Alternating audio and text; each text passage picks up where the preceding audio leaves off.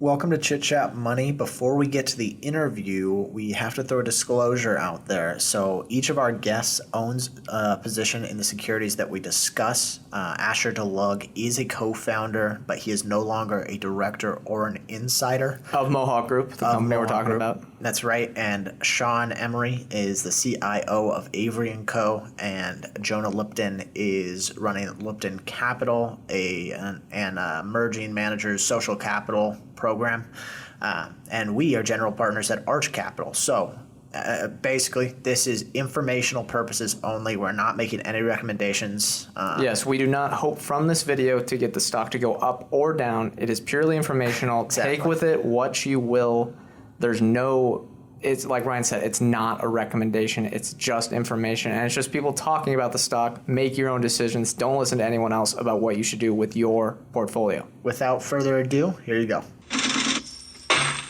Okay, today we are welcomed by three different guests. So we've got Sean Emory, who our listeners are probably familiar with, Jonah Lupton, and Asher Delug. Asher and Jonah are new to the show, but a little bit of background on everyone. Sean is the founder and CIO at Avery Co. Jonah Lupton he runs Lupton Capital and a growth fund for social capital. I think I'm getting that right. And then Asher Delug is a co-founder of Mohawk Group, and he's on the board at Spin Launch. So before we dive into like the detailed discussion of the business, we wanted to kind of lay the groundwork, give a little background for anyone who's unfamiliar. So why don't we start with Asher, and then we can go around the room. Sort of, why do you own the company? And I guess for Sean and Jonah, how did you come across it? And maybe Asher, what were the early days like? Sure. I'm a little bit different. I'm a co-founder, so I've been holding the stock for 7 years now, since the very beginning. I actually could have sold by now. I'm unrestricted, but extremely bullish on their business and their business model. So I'm a long-term holder. I guess the reason why I'm still holding it after all these years and plan to keep holding it is because it's not only growing extremely fast, but the growth is extremely repeatable and sustainable, which is something that, in my businesses in the past, every year, you're growing fast, but every year you're asking yourself, how are we going to do this again? How are we going to grow at this rate again? We need new levers. But in the case of Mohawk, it feels extremely repeatable, their model. And I think they can do what they're doing with these kinds of growth rates for many years to come, Okay. Sean, what about you? Yeah, no, obviously echoing kind of somewhat he said. Obviously, we are shareholders, and full disclosure of that. And we're not making any recommendations here, but we are trying to kind of articulate our rationale and the story. We think, stepping back, how did we find it? Obviously, so we try to look at all the IPOs, roadshows once they go public. I actually remember Yaniv in kind of what seemed like a little basement, kind of pitching the story digitally. And that was the first time I heard of it. And honestly, it was a compelling kind of idea, but to be quite honest with you, it seemed a little early, and the overall model didn't necessarily reflect maybe the potential opportunity. Fast forward a couple of years, we think they're starting to grow into themselves as an organization. When we look at kind of investments, specifically structural growth investments, we really focus on kind of 5 key pillars, which is management, growing market share within that market, margin, potential expansion, and multiple expansion. And they kind of hit all those criterias in terms of what we're looking for. Online's growing. We're seeing that it's 30% of kind of total commerce. Asia, it's 50%. And we think both of those are still early days as kind of the foundation of online commerce continues to evolve and scale. And many of the companies that are building out the infrastructure are less than 10 years old.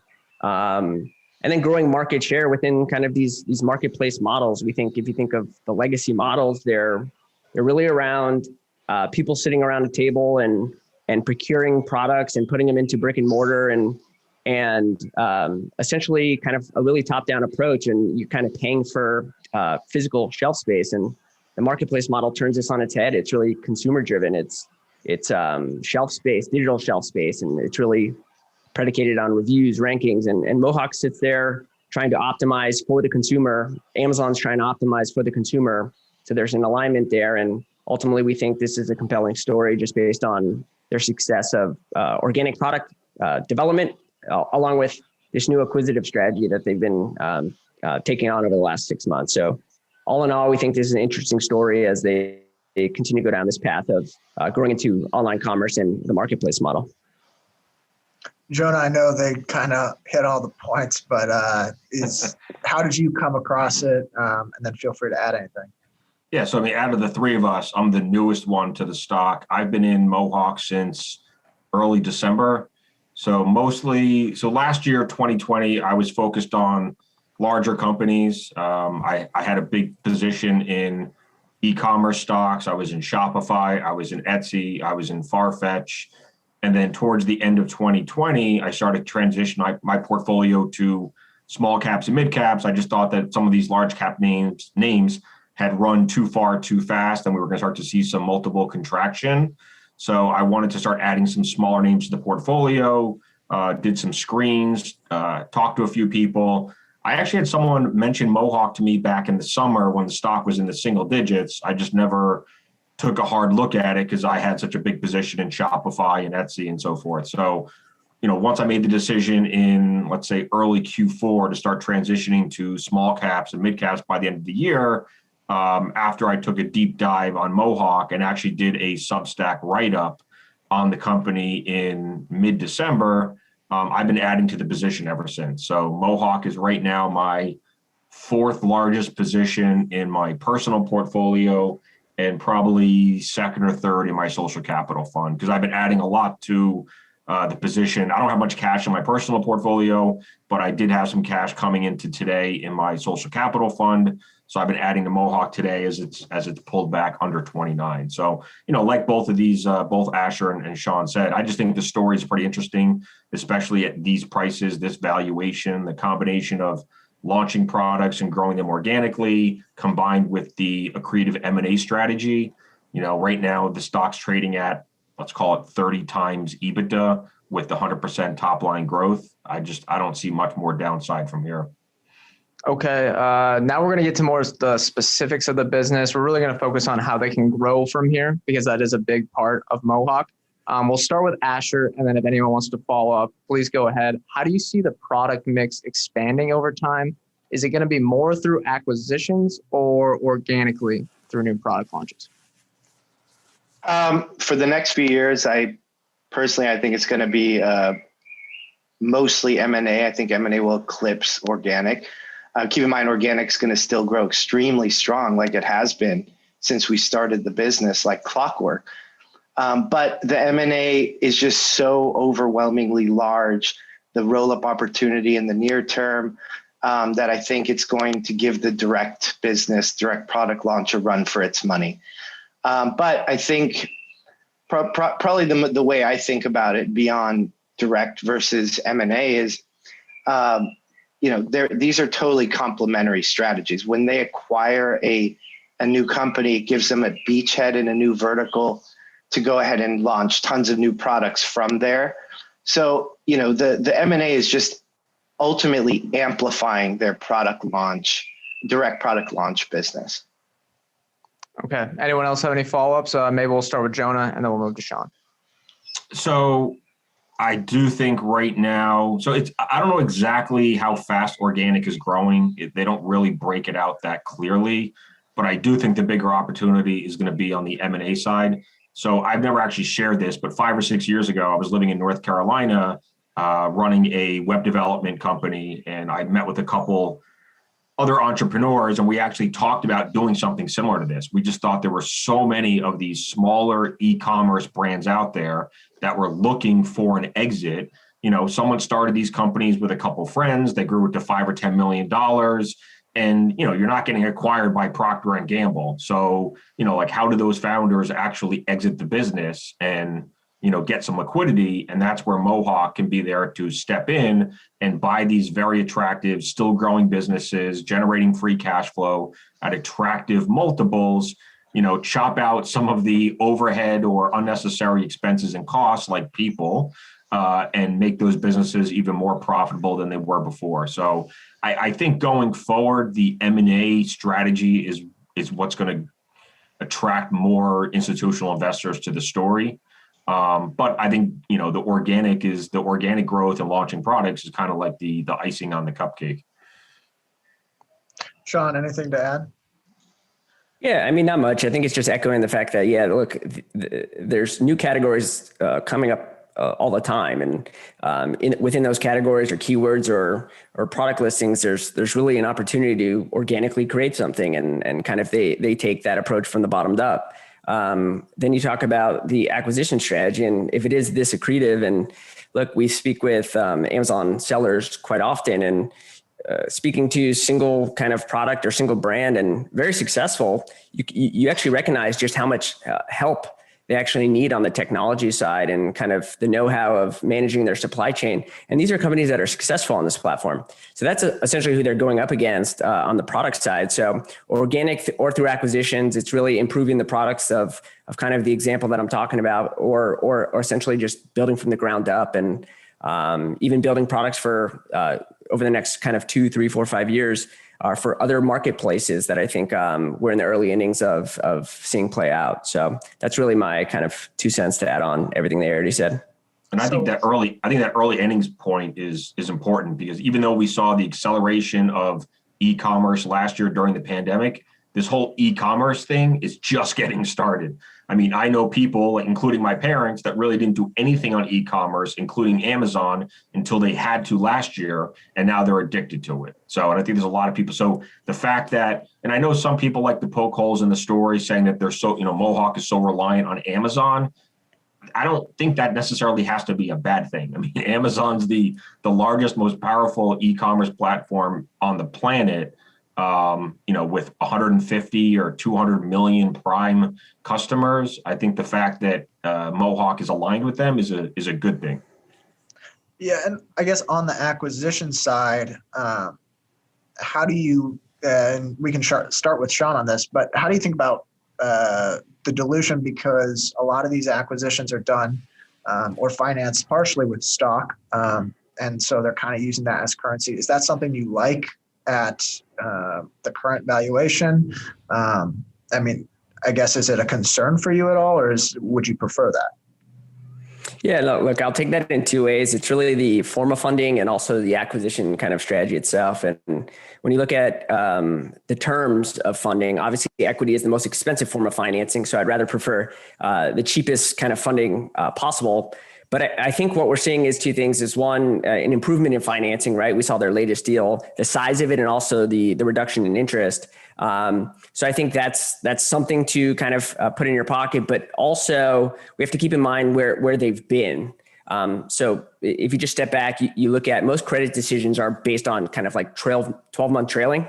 And the last 12 months is really the first time they squeaked out any sort of profitability. So we have to understand where we are, but more importantly is where we're going. So when you look over the next 12 months and you see the potential guidance that implies X level of profitability, we can assume that there's not only a product flywheel that's happening here, both organically and through acquisitions, but also one through financing and a financing flywheel as they improve this platform.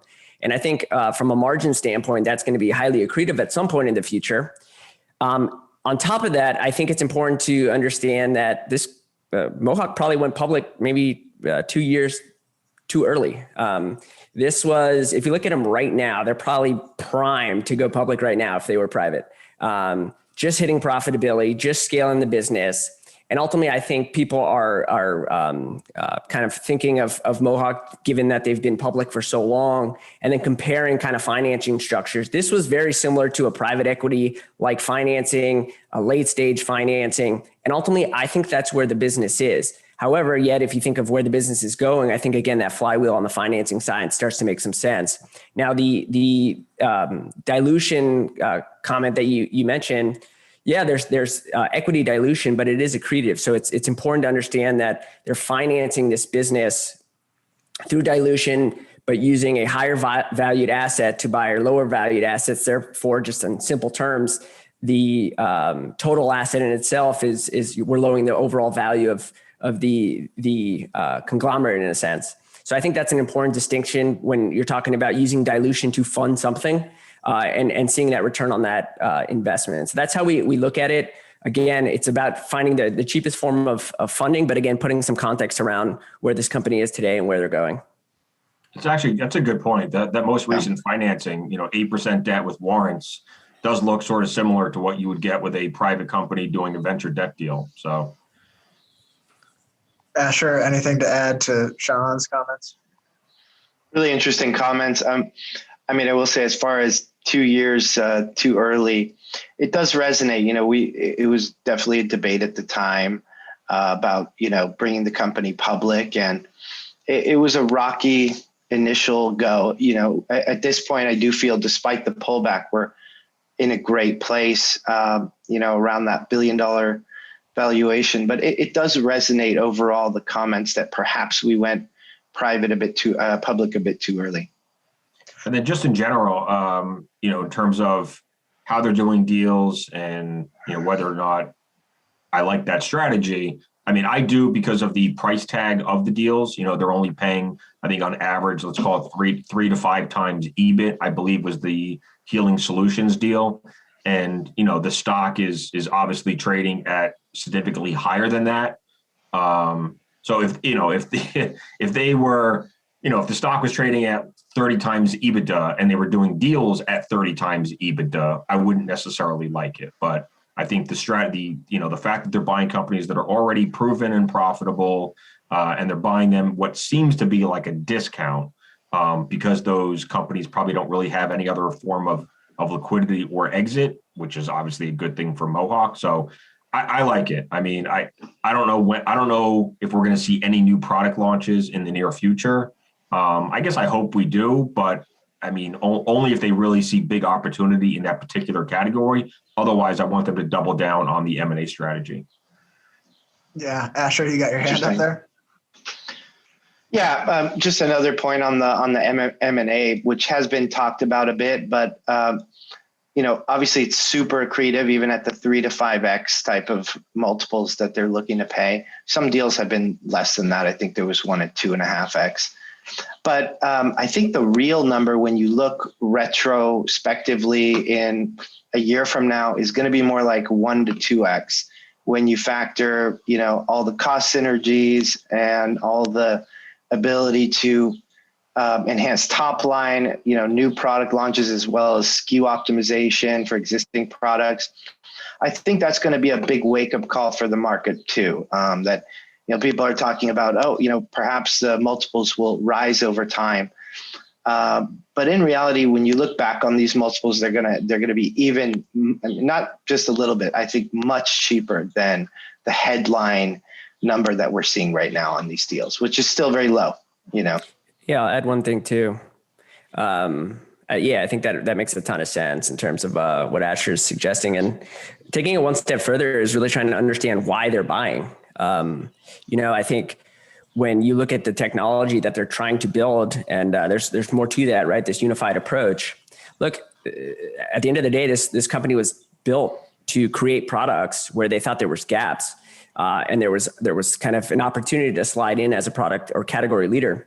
And for them to make an acquisition in a category that they feel that they cannot necessarily become that first page of a search result, I think says a lot about what they're actually buying. And the longevity of that digital shelf space that's being acquired here. So I think we can assume that what they're buying is leading position, and we can assume that these products can have an extended shelf life, which implies that a 2 to 4x. And then again, if you use the multiples Asher was just using, we can assume that these investments will be highly accretive as time even goes on. Again, that's an important distinction to make in terms of what they're buying and the perceived moat that they're suggesting when they make this acquisition.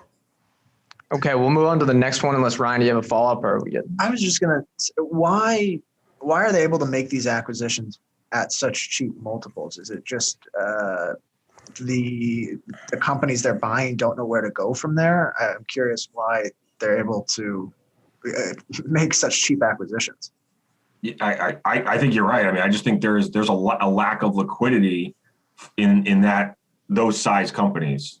I've heard So when I started a couple of e-commerce companies 6 or 7 years ago, I talked to a friend that was in the M&A space, and he said, don't even think about getting acquired until you hit 10 and 2, 10 million of revenue, 2 million of EBITDA. Like he said, that anything below that, and there's no buyers for you whatsoever. And that was 5 or 6 years ago. Those numbers may have come up even more. So, if you're an e-commerce brand doing 10, 15, even 20 million of revenue, you're just not really big enough for anyone to acquire you and make any impact to their bottom line. So I just think that's where Mohawk can, really capitalize on these smaller brands and do this roll-up strategy of companies that are doing, kind of 15 to 30, 20 to 50, maybe somewhere in there.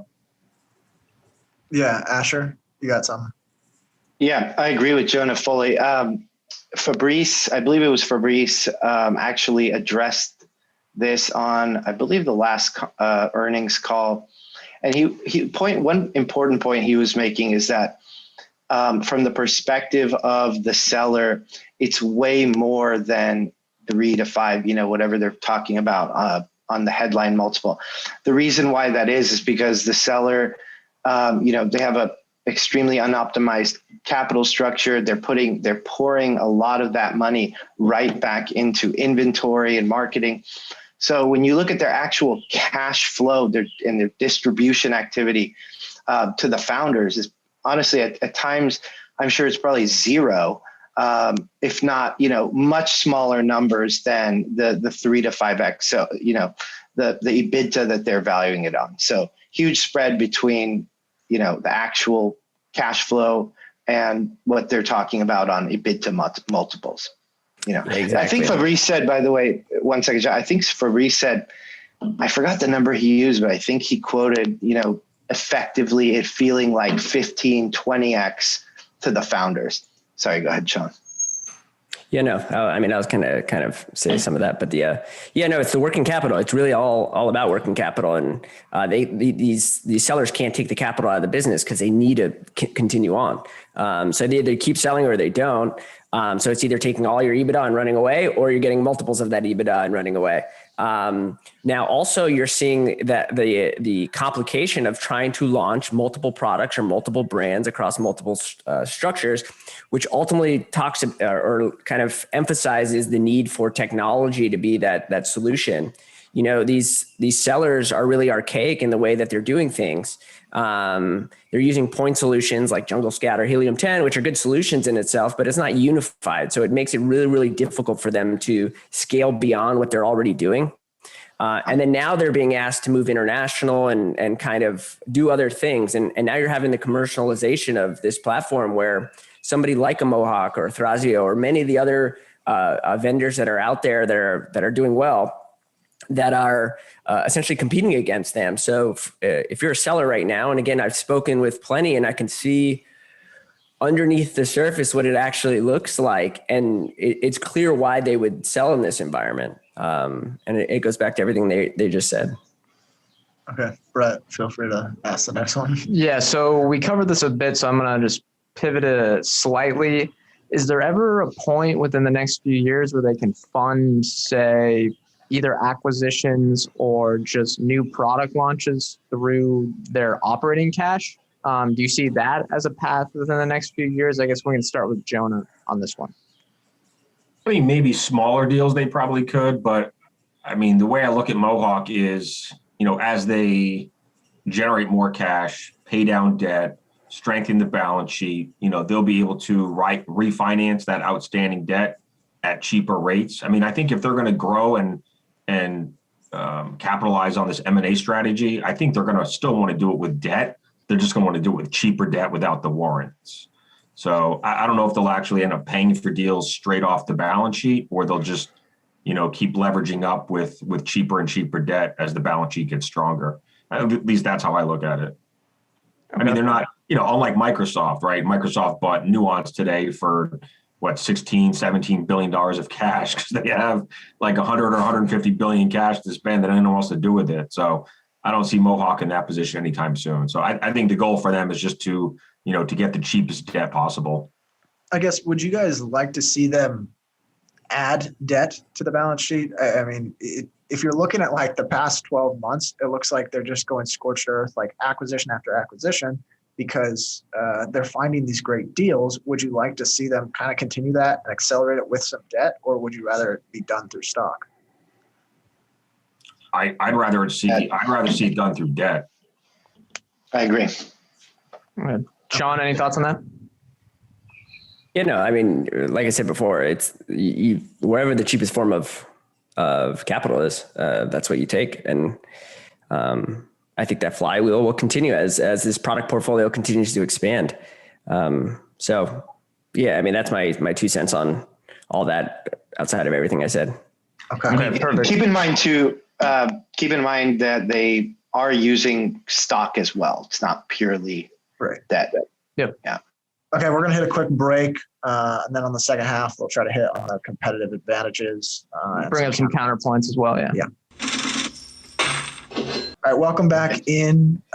Next, we're going to hit competition, and so this is the one I was really hoping to ask. This is the fun part, yeah. Yeah, we have a very collectively a smart bunch here. So I guess we'll start with Sean. But how hard is this model to replicate? And then Amy, which is their artificial intelligence engine, sort of helps power the marketing side and The acquisitions. more as well. But how much of an advantage does that give them? Because we know there's other companies out there that are sort of doing this as well.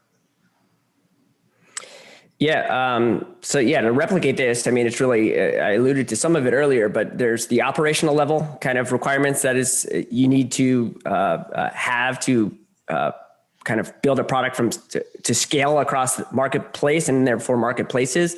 And then second is at the underlying individual products. So operationally, if you think marketplace sellers will continue to kind of commercialize these operations really across many categories, single marketplace, and eventually on multiple marketplaces, then I think you have to believe that a unified solution on the technology side will be required, right? Because again, you have to have something that is allowing you to speak from your support to your marketing to your inventory. Today, again, it's point solution. So there's technology kind of or operational intensity that is required. And that in itself is not necessarily the norm today on these platforms.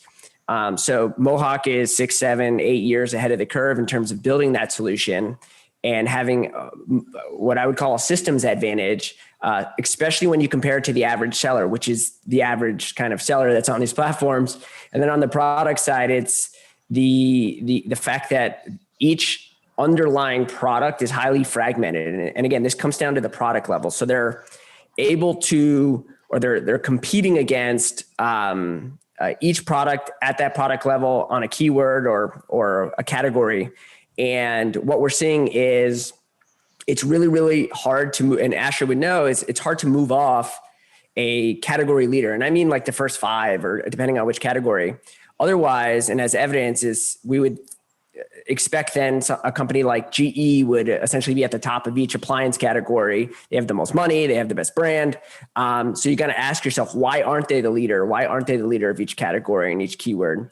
And really it comes down to reviews, ratings, and rankings where you're optimizing for the consumer and really building out a valuable listing that has that digital shelf space that's sitting in that category. And ultimately, when you think about it, so it's operational intensity. If you really believe that the commercialization of these marketplaces will continue, multiple marketplaces, which will make it even more complex.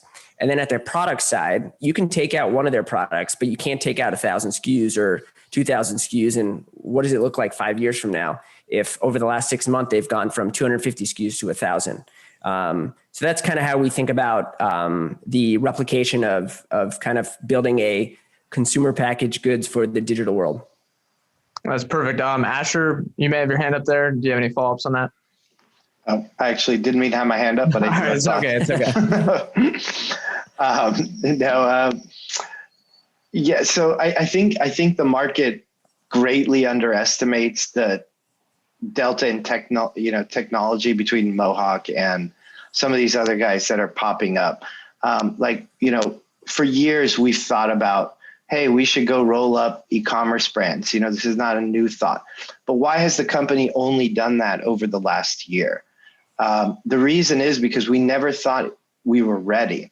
We could run 1,000 miles per hour and start acquiring them and turn into a federation of brands, which I believe is what these other companies are currently. They're just a federation of disparate brands. For us, we were always focused on the centralized full stack e-commerce platform, full automation. And that, took time. And the concept, for example, the deal we did with Healing Solutions, they onboarded thousands of SKUs in 48 hours. That is insanity. Like that was our dream for years to be able to do that. And before the company was ready to do that, it felt like if you're going to keep ingesting SKUs, we knew from experience, if you're going to keep ingesting SKUs, you're going to create an operational nightmare for yourself because for every deal, you're going to need more customer service, more marketers, more every link in the chain, just throwing more people at it. If you look at the revenue per employee or just employee count growth of Mohawk versus, some of the high profile competitors that are popping up, that tells some of the story. And I've also been hearing just in the industry that some of these other aggregators are becoming sort of like, 200-headed monsters with, acquiring these companies extremely fast with no centralized tech and ops platform. And it becomes this nightmarish federation of brands. That said, I think there's going to be a lot of great winners in the space. I think there's a lot, they're going to do well, but it will take a lot of time for them to get to the place where Mohawk is now, as far as that centralized stack. And who knows where Mohawk will be in those few years, because God knows they're working on the next generation at this point. Jonah, any follow-up there? And they both have some great comments, so I'm not going to add too much. But I think when Mohawk got started, they wanted to build a, tech-enabled CPG company where they think about the tech first, the platform, like Sean said, kind of the unified approach, the logistics and all of that, and then bring in the products to layer over the top. And I think too many other companies have done it the other way around. They start with the products and then try to figure out the tech later and realize, they've put themselves in a messy situation where they just can't manage that many brands and that many SKUs. So I think Mohawk had the right idea from the beginning. And now that they've got everything set up, now they can start, digesting these acquisitions. So I guess my follow-up there would be, if Amy's viewed as a competitive advantage, is that something someone could go out and do the same thing, or does that get better with time, where now that Mohawk's been doing it and had so many different acquisitions, the Amy software continues to sort of get further ahead of the competitors? Am I thinking about that right, or is it still sort of replicable? Asher's probably the right one to answer that. It's what I say. It's a 6 to 7 year head start is a very significant head start. And not only that, it's the data and experience they've had in that time.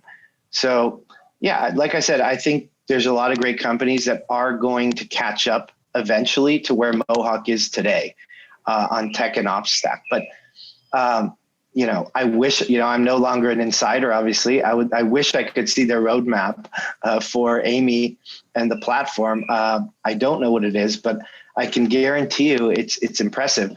It is. I remember, years back when I was still, at the company every day, the roadmap was truly endless. It felt like a roadmap that could never be completed. There's just so many hooks, platforms, angles that and I'm sure it's grown. So my guess is that they're just going to maintain their lead. I think Mohawk, they may not be the leader in some other aspects. Like, some of the competitors have raised more capital, and it's impressive. But I think Mohawk does have, first of all, I think they have the same access to capital as the competitors. But their technology advantage will be forever, in my view.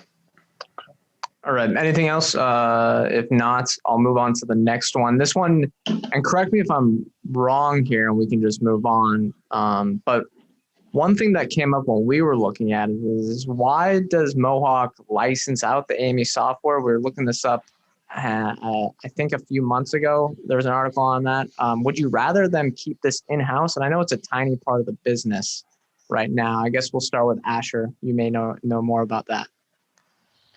Like you said, it's a extremely tiny percentage of the business now. Yeah. I know, though, they've said publicly, and, they have some senior positions at the company that indicates that they, are working on something bigger with that. All I will say is I trust management that whatever they do in that space is going to be A, worthwhile, and B, non-competitive with their core business. So, I think there are ways to do it. For me, it's not something I'm overly excited about. It's show me the money. If they announce one day that they've a super interesting deal on that end, that'd be great. But I'm like Sean and Jonah. I'm looking at, how much M&A can they do? How much direct product growth can they do? Okay, so it's not the core story. Go ahead, Jonah. Yeah, I'll ask a question to Asher. Asher, do you think AMI is more important for which side of the business, for identifying opportunities and categories, or for identifying M&A targets? I mean, I think the identifying part, that's, what we call prospecting. That is whether, that is just one tiny part of what AMI does, right? Tiny. I mean, it's important, but it's a tiny, tiny part of what AMI does. So, as far as the prospecting side, I would say, well, I guess for the next few years, maybe M&A. In the long term, direct product growth for sure.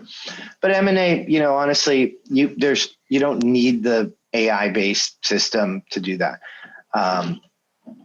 But the other sides of the other aspects of AMI, the automated marketing, which that alone, I feel like that could be a standalone business, like a really big standalone business. It is the best automated, digital ad buying system for e-commerce out there, in my opinion. It's unbelievable. Interesting. What they're doing on customer service with AI and tying customer service into the system, what they're doing with inventory management and logistics and fulfillment. There's so many of these areas that AMI touches. Prospecting is an important one, though. So they are sort of using that, I guess, secret sauce, if you will, if that's sort of the background, that's what their big advantage is. And they're kind of just giving access to brands to be like, here, let us help you sort of optimize. Is that what that licensing part is? To be honest, they haven't really announced, they had some, when I left, we had some small pilots. We had, frankly, some of the largest companies in the world asking to license AMI. I'm talking about top 5 CPG companies, multiple Fortune 500s. We never pursued it. Now, they haven't gone, maybe correct me if I'm wrong, Sean or Jonah, but it doesn't seem like they've given a whole lot of detail on that. I know that there was a public release on, I believe, like a private equity fund that they're helping out, or some sort of fund or financial vehicle that they're integrating with, but it's infinitesimally small at this point. Right. There's no, yeah. Okay. I guess back to the acquisition side, and have Jonah sort of starting on this one. When we think about competition, if we see Mohawk's business model work out, I imagine there's going to be a lot of copycats that want to do something like this, which would make me think, okay, there's going to be more demand for these smaller brands, so maybe they'll be paying higher multiples. Do you think Mohawk will have to pay more of a premium to get these brands in the future, or is that kind of less likely? I mean, there's a lot of these brands out there. So I don't know how many competitors there would need to be for the market to get so crowded where Mohawk was overpaying for deals. It feels like there's plenty of deals out there to be had. I mean, the name that always gets thrown around is Thrasio. I thought maybe they would come public this year, but they just raised another private round of capital. So I don't know if that means that they're going to come public later this year or next year, but my guess is we'll probably see them trading publicly in the next 12 to 18 months. I don't know if it's going to be an IPO, a SPAC, a direct listing. I mean, I guess we'll have to wait and see. But I mean, that's the one that Mohawk kind of gets compared to. Thrasio is definitely bigger. I believe they're at $1 billion, either 500 or $1 billion run rate. I think they just raised capital at 5 or 6 times sales. I actually know one of the angel investors, and he's given me all the numbers before. I just forget them off the top of my head, but I think they just raised capital at 5 or 6 times sales. And then Mohawk is trading at 3 times this year's sales, maybe a little bit lower than that now. So, I mean, that's why I kind of hope that Thrasio does come public, because I think it would be a nice comp for Mohawk and make Mohawk look a little bit cheaper. But I mean, just in terms of competition, I'm not really sure. I mean, I don't know. Maybe Asher or Sean can answer this question better. I don't know how many other of these roll-up companies are out there that have the sort of scale and resources that Mohawk has. But yeah, I mean, it's very possible that if Mohawk becomes a huge success or a bigger success than it already has been, that you could see some other players come out there and do this. Now, whether or not they started from scratch or what, I don't really know. I mean, Asher's been through the start, Asher helped start this company. So I'm sure he can tell you that the early days, it was not easy to get going. Or maybe just, a bunch of guys get together and, raise some VC money and start sort of a CPG fund and go out there and acquire brands. And then I don't know. I mean, it'll be interesting, but I'm not too worried about it. I think there's enough e-commerce brands out there that Mohawk can run pretty fast for the next 2 or 3 years without having to overpay for deals. Asher, any follow-ups? Yeah, I mean, a couple points on that. I mean, this has been talked about, but the market's gigantic. If you just look at the TAM, Sean would know better, maybe 300 to 400 billion. Just if you look at Amazon, right? Third party. But the growth of that TAM is, growing 40, 50 billion. Again, Sean would know these exact numbers better, I'm sure. 40, 50 billion per year. So with all the headlines we've seen about Thrasio and branded and this company and that company, the total money raised is forget about the TAM. It can't even keep up with the growth of the TAM every year. Not even close. It's just dwarfed by it. I'm also hearing in the market that these companies, despite being, again, all the headlines of all these companies out in the space, it almost would feel like, wow, these companies are bidding against each other for e-commerce deals and it's this active market. It's not. They're barely bumping into each other out there.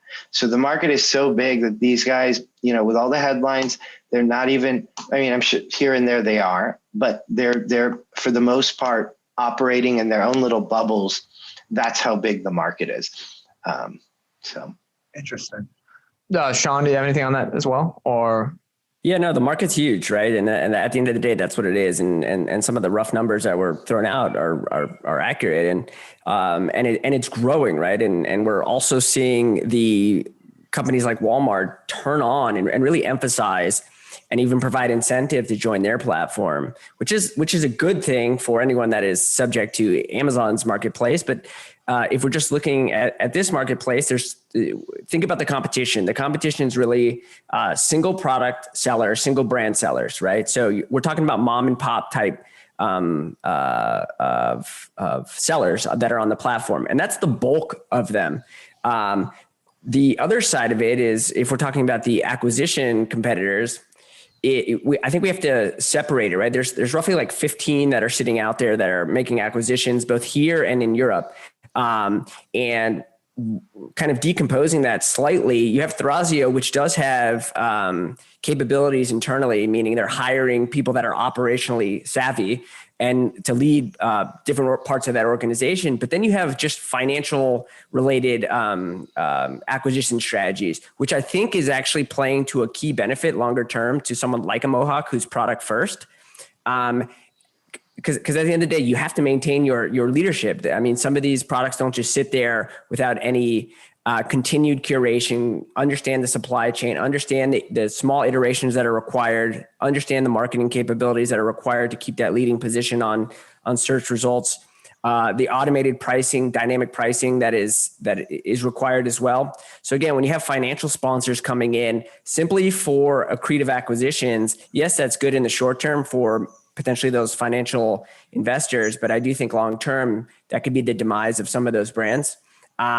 So there's so many different aspects that are on this platform, but I think we're talking about Mohawk product first, has the capabilities from Amy, which is, again, for me, it's more about a unified platform as opposed to kind of some of the buzzwords like machine learning and AI and some other things. It's really just a centralized place. So that's really how I look at Mohawk from a competitive standpoint relative to who they're competing up against. So do you think being public puts them in a better position versus competitors? I mean, I'd say, yeah. Personally, yeah, of course. I think being able to use some of this equity capital that they've been able to use here in the short term, I think has been beneficial to them. Having that equity value that is valued in real time, you could say in some days it's not so exciting, but but for the most part, if you're talking about walking up to a single seller that has one product and you're offering them a small sliver of your company, I mean, talk about a reason to jump on board and kind of be along for the long haul with an organization. And we've seen that over the last acquisitions where they've become, in some cases, meaningful shareholders of the business and kind of grow with them. One little anecdote is, again, I've spoken with a couple Amazon sellers, large. And one of the key things is they don't want to give their baby away. And what's a better way to give your baby away than kind of owning the equity and kind of from a perception standpoint, kind of being along for the ride. Right. Perfect. Do you guys have anything else before we move on to the last few questions here? Nope. No, all right. I mean, I think that Sean hit it though with regards to being a public company is typically an advantage, and I think that's why we've seen a lot of companies come public via SPAC. They want to get public because they want access to the public markets. They won't be able to use their stock as currency for acquisitions. I mean, even Porch, for instance, they came public, and as soon as they de-SPAC, they basically announced 4 deals right away. Upstart just came public in December. They just announced an acquisition of a company called Prodigy. So, I think as these companies, there's definitely advantage to being a public company. So I think that works in Mohawk's favor.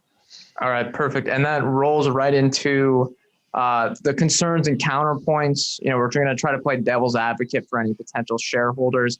And we'll start with Sean on this one, because I know on your in-depth write-up, which I think was in August of this year, which you can find on your website pretty easily, you talked about the reliance on Amazon FBA. Are there any worries about relying so heavily on Amazon going forward, and how do you see that evolving?